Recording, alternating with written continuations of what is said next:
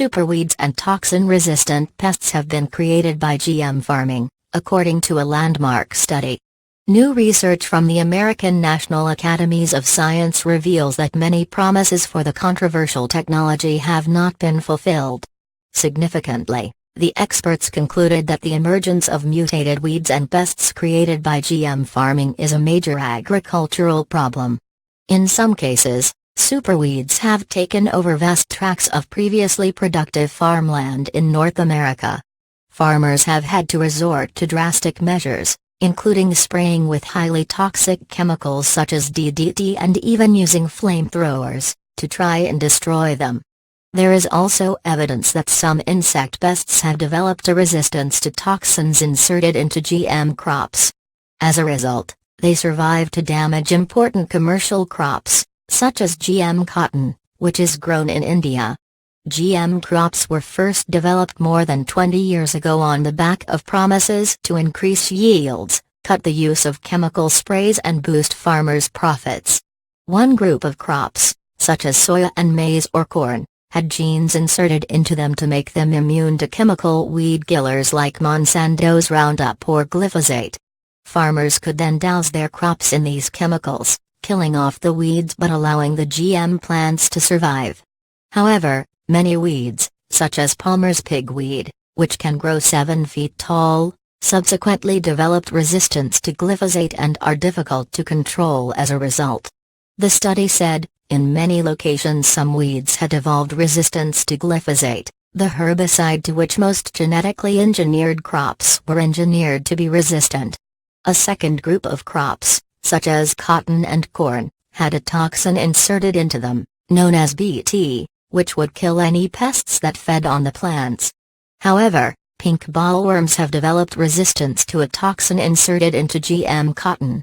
The U.S. researchers found, evidence shows that in locations where insect-resistant crops were planted but resistance management strategies were not followed, damaging levels of resistance evolved in some target insects. In light of these concerns, the academics concluded that strict policing regimes are needed to vet new crops and the way they are grown.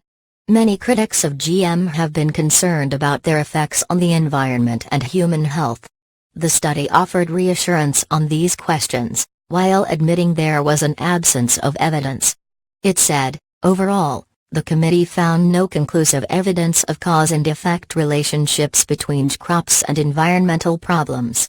However, the complex nature of assessing long-term environmental changes often made it difficult to reach definitive conclusions.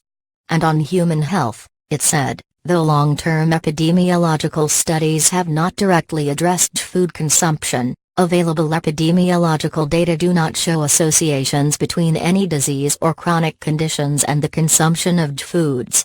As a result, they said there was no scientific reason to label foods such as breakfast cereals, snacks and ready meals which contain GM ingredients. There is a legal requirement to label the use of GM ingredients in Britain and Europe, while there is huge controversy in the USA over whether food firms and supermarkets should follow suit. The study found pest-resistant GM crops did see a meaningful increase in yields, however this was not the case with weed-killer-resistant varieties.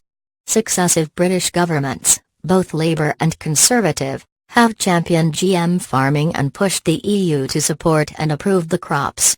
However, other European nations have been far more skeptical and adopted blocking tactics. Supporters of GM said the study by the National Academy of Sciences should be the trigger for allowing the crops to be grown here.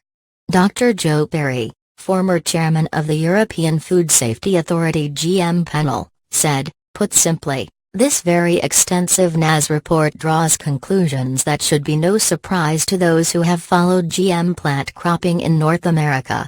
Firstly, GM Bt crops are both environmentally friendly and good for growers, resulting in yield increases and pesticide reduction. Second, the picture is not nearly so rosy for herbicide-tolerant, height crops, which, because of the profligate and lightly regulated way they are used in the USA, don't increase yields and can lead to problems with weed resistance. Dr. Perry said the findings should clear the way for the growing of insect-resistant crops in Britain and the rest of the EU, including Bt maize. Although, he said there would need to controls around some varieties which are more toxic to butterflies. He said the authorities should also allow the growing of some varieties of GM maize that are resistant to weed killers, but with conditions that limit the risk of the creation of superweeds.